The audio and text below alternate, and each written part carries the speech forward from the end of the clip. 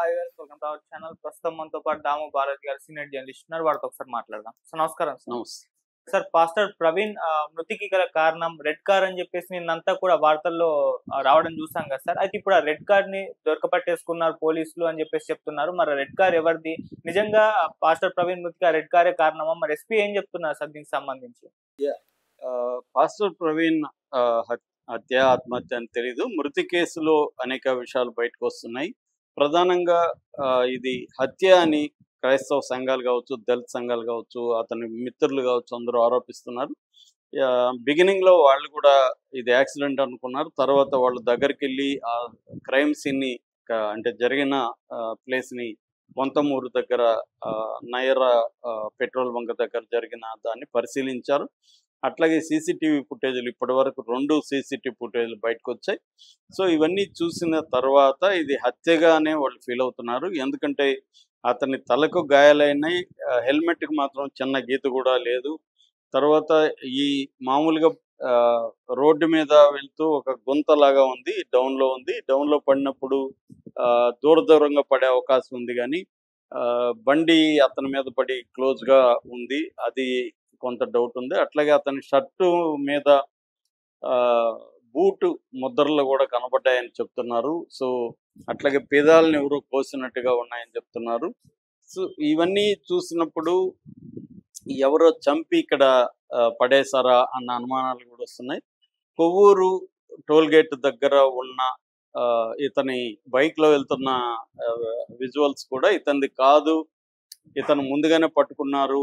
ఆ కొవ్వూరు వెళ్తున్నట్టుగా ఒక డ్రామా ఆడారు, ఆ బైక్ని మళ్ళీ అక్కడ పోతున్నట్టుగా ఇంకొక డ్రామా ఆడారు. సో ఇతన్ని పట్టుకొని కొట్టి అక్కడ వేసేసి ఒక యాక్సిడెంట్గా దాన్ని చిత్రీకరించడానికి ట్రై చేశారు అనేది చెప్తున్నారు. కానీ అక్కడ ఇప్పుడు మనకి ఈ పెట్రోల్ బంక్ దగ్గర ఉన్న సీసీటీవీ ఫుటేజ్లో అక్కడ ఎవరు మనుషులు అయితే వెళ్తున్నట్లేదు, బైక్ అయితే వెళ్తున్నట్టు ఉంది అక్కడ.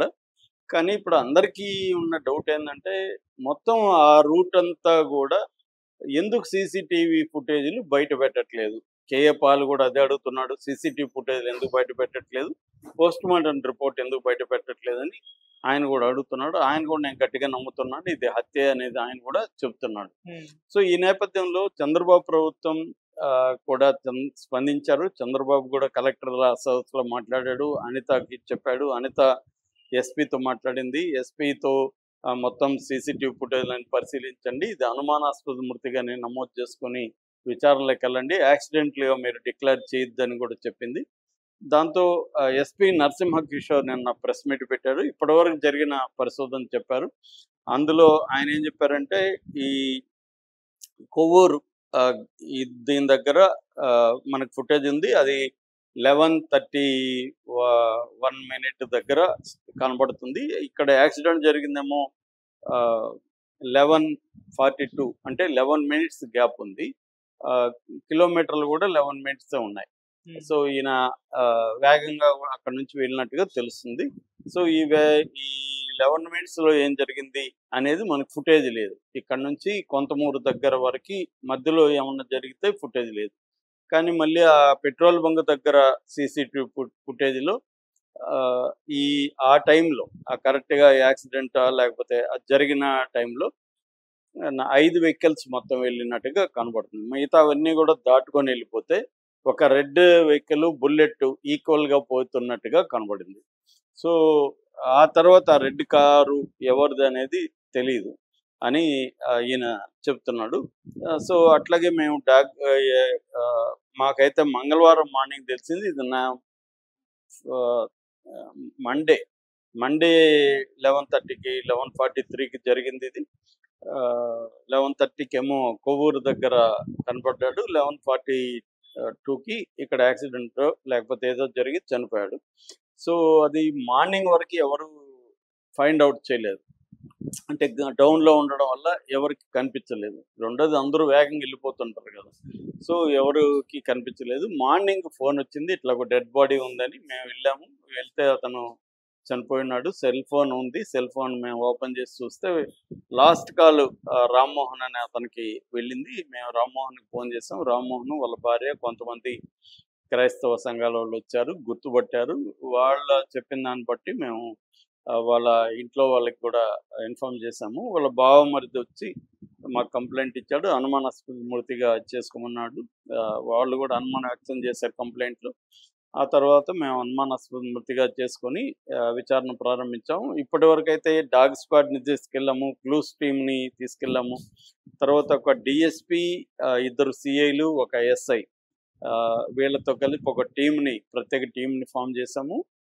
మొత్తం సీసీటీవీల ఫుటేజ్‌ని చూద్దాం. కొన్ని రకాల ఆ టైంలో ఆ ఏరియాలో ఉన్న సెల్ ఫోన్ టవర్స్‌లో ఎవరెవరి సెల్ ఫోన్స్ అక్కడ నమోదైనాయి, ఇవన్నీ చూస్తున్నాము అనేది ఆయన తెలియజేశాడు. అట్లాగే దీన్ని ఎగ్జిక్యూటివ్ మేజిస్ట్రేట్ ద్వారా విచారణకి ఆదేశించమని మాకు అనిత గారి నుంచి, హోమ్ మినిస్టర్ నుంచి వచ్చింది. ఎగ్జిక్యూటివ్ మేజిస్ట్రేట్ ద్వారా దీన్ని విచారణ కూడా జరిపిస్తాము. అలాగే దీన్ని ఈ క్రిస్టియన్ సంఘాలు ఏవైతే డిమాండ్ చేశాయో దాని ప్రకారం మేము వీడియో కూడా, అంటే పోస్ట్ మార్టంని 5 మంది డాక్టర్ల ఆధ్వర్యంలో పోస్ట్ మార్టం చేసాం. దానంతా కూడా వీడియో తీయమన్నారు, వీడియో తీసాం. అట్లాగే కొంతమంది అవుతా ఉన్నారు వాళ్ళ తరపున, వాళ్ళ సమక్షంలోనే మేము చేసాము. మేము మొత్తం పారదర్శకంగా విచారణ చేస్తున్నాము. ఇప్పటి వరకైతే మాకు ఇతన్ని ఎవరు చంపారన్న దానికైతే ఆధారాలు అయితే దొరకలేదు అనేది ఆయన చెప్పాడు. అయితే ఇక్కడ చెప్పని అంశం ఏంటంటే, మనకు వస్తున్న న్యూస్ ఏమంటే కారు దొరికింది ఆల్రెడీ, వీళ్ళు చెప్పలేదు, ఇంకా కారుని బయట పెట్టట్లేదు, ఆ కారులో ఆయుధాలు ఉన్నాయని కూడా పుకార్లు వస్తున్నాయి అనేది మనకి వార్త వైరల్ అవుతుంది. అయితే ఇది ఎందుకు చెప్పలేదు అంటే, ఏమన్నా పోలీసులు దాస్తున్నారా, ఇతన్ని ఏమన్నా కాపాడుతున్నారా ఆ కారు ఓనర్ని అనేది ఒక అంశం. లేదు విచారణ ఒక కొలిక్కి వచ్చినాక బయట పెడదామని అనుకుంటున్నారా అనేది రెండవది.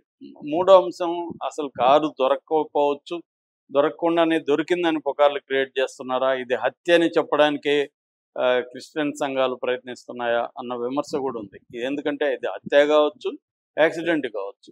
రెండవది, కొంతమంది విమర్శిస్తుండేది ఏంటంటే, ఈయనకి థ్రెట్ ఉన్నప్పుడు ప్రవీణ్కి, ఎందుకంటే 1 మంత్ బ్యాకే ఆయన పోస్ట్ కూడా పెట్టాడు, నన్ను చంపేయాలని పత్వా కూడా జారీ అయింది, అవన్నీ పెట్టాడు. అలాంటప్పుడు ఆయన ఎందుకు ఆ నైట్ టైంలో ఒంటరిగా బైక్ మీద వెళ్ళడం కరెక్ట్ కాదు కదా. ఆయనకి థ్రెట్ ఉన్నప్పుడు బైక్లో ఒంటరిగా వెళ్ళినప్పుడు ఈజీ యాక్సెస్ ఉంటుంది కదా ఎవరన్నా చంపాలనుకుంటే అన్న ఇది కూడా ఉంది.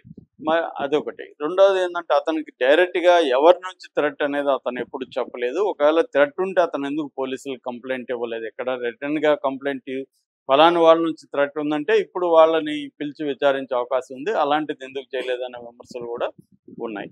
అట్లాగే ఈయన చనిపోయిన తర్వాత రియాక్షన్స్ చూస్తే ఎక్కువగా హిందూ ఫండమెంటలిస్టులు అయితే, ముఖ్యంగా మతత్వవాదులు ఉన్నారు, వాళ్ళ నుంచి ఈయన మీద నెగిటివ్గా ప్రచారం అనేది మొదలైంది. తను తాగుబోతూ అక్కడ తాగేసి పడిపోయి ఉంటాడు అని చెప్పి. కానీ అతను తాగినట్టు కానీ, అతను ఇదే మత్తులో ఉన్నట్టు కానీ పోస్ట్ మార్టంలో లేదంటే, అతను తాగి యాక్సిడెంట్ చేసుకున్నట్టుగా లేదు. యాక్సిడెంట్ ఒకవేళ తాగకుండా కూడా అవ్వచ్చు. నేను కూడా ఒకసారి కారులో నిద్ర వచ్చి దించేపోయాను, మా ఫ్రెండ్ ఒకసారి దించేపోయాడు. ఈ మధ్య మా ఫ్రెండ్ ఒక అర్లీ మార్నింగ్ వెళ్తూ బైక్లో తూగి పడిపోయాడు, చెయ్యి ఇరిగిపోయి రాడ్ వేశారు. అలాంటివి జరిగే అవకాశాలు ఉన్నాయి. కొద్దిగా మనకి అలసట్లో కొంచెం తూలితే పక్కన గుంత ఉన్నప్పుడు బండి జంప్ అయితే వెళ్ళిపోతారు.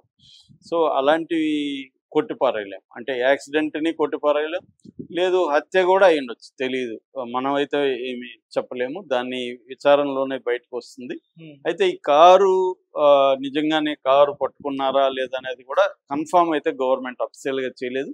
కానీ ఇది కూడా ఆశ్చర్యమే, ఎందుకంటే ఇప్పుడు మంగళవారం మార్నింగ్ జరిగితే మంగళవారం, బుధ, గురు, శుక్ర 3 రోజులు అయిపోయింది కంప్లీట్గా. 3 రోజులుగా ఒక వెహికల్ని పట్టుకోలేకపోతున్నారా? ఆ హైవే అదేమి మారుమూల ప్రాంతం కాదు. ఇప్పుడు అది కొవ్వూరు దగ్గర టోల్ దగ్గర కారు నమోదై ఉంటుంది కదా, కనబడి ఉంటుంది, నెంబర్ ఉంటుంది, ఎందుకు పట్టుకోలేకపోతున్నారు పోలీసులు అన్న దాంట్లో మాత్రం అందరికి అనుమానాలు అయితే వస్తున్నాయి. అందుకని కేఏ పాల్ లాంటి వాళ్ళు ఈ పోస్ట్ మార్టం కూడా నమ్మకం లేదు, మేము మళ్ళీ ఇదంటే ఆంధ్రప్రదేశ్ కాబట్టి, ఇది తెలంగాణలో పూడ్చారు కాబట్టి మేము రాహుల్ గాంధీ దగ్గర